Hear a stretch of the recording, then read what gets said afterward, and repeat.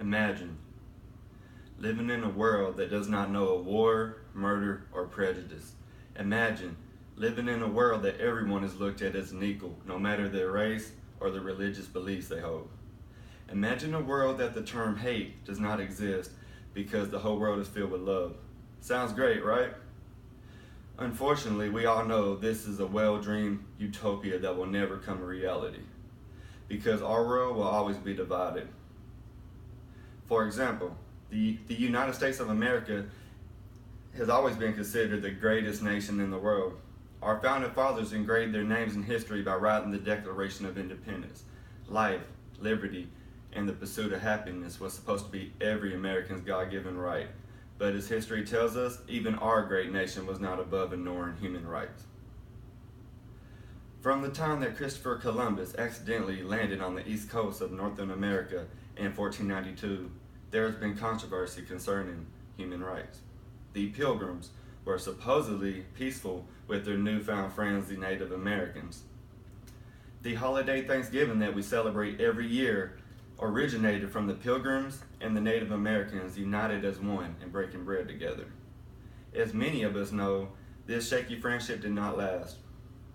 According to historian Eric Starner, suspicion and hostility stemming from technological and cultural differences, as well as mutual feelings of superiority, had permeated relationships between Native Americans and non-Indians in North America. The result would be the American Indian Wars, which combined with the intentional spread of smallpox to the Indians, killed an estimated 60 million Native Americans. Doesn't this sound awfully familiar to what the Germans did to the Jews during the Holocaust and World War II? Yet us Americans seem so disgusted with the mass murders, although we did the same thing centuries before.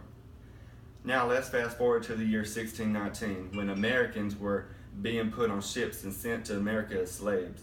These Africans had no rights or freedoms, and they were treated as property.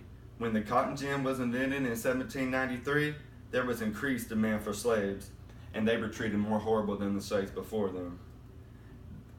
They were looked at only as good as their productivity. If they got sick or they got hurt, they were either beaten to death or discarded. As said by historian Samantha Power, by the mid-19th century, America's westward expansion, along with growing abolition movement in the North, would provoke a great debate over slavery that would tear the nation apart in a bloody American Civil War from 1861 to 1865.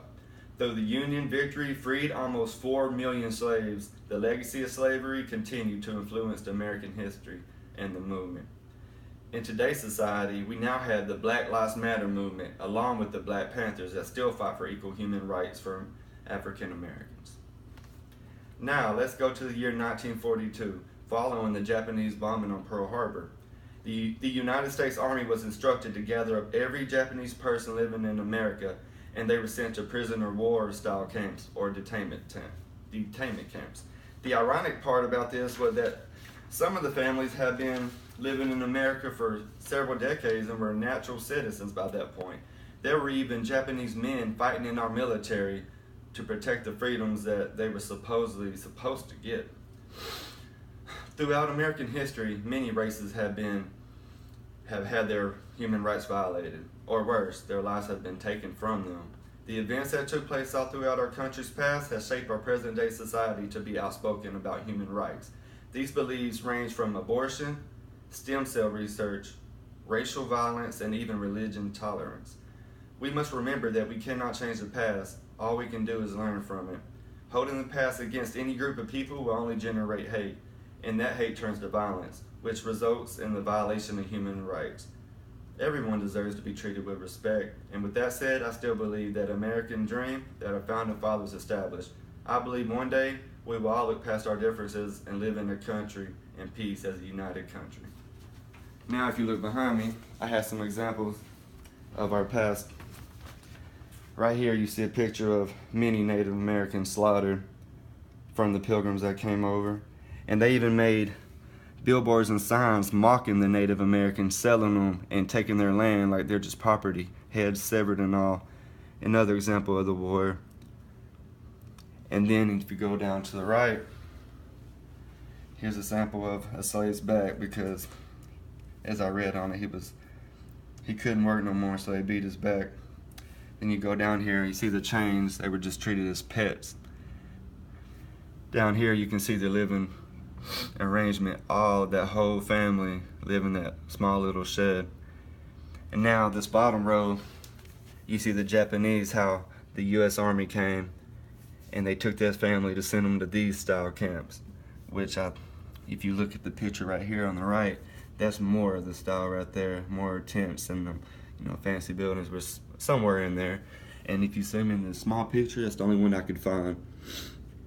There's a Japanese man serving in our army to fight for our rights, but yet they're sending them camps.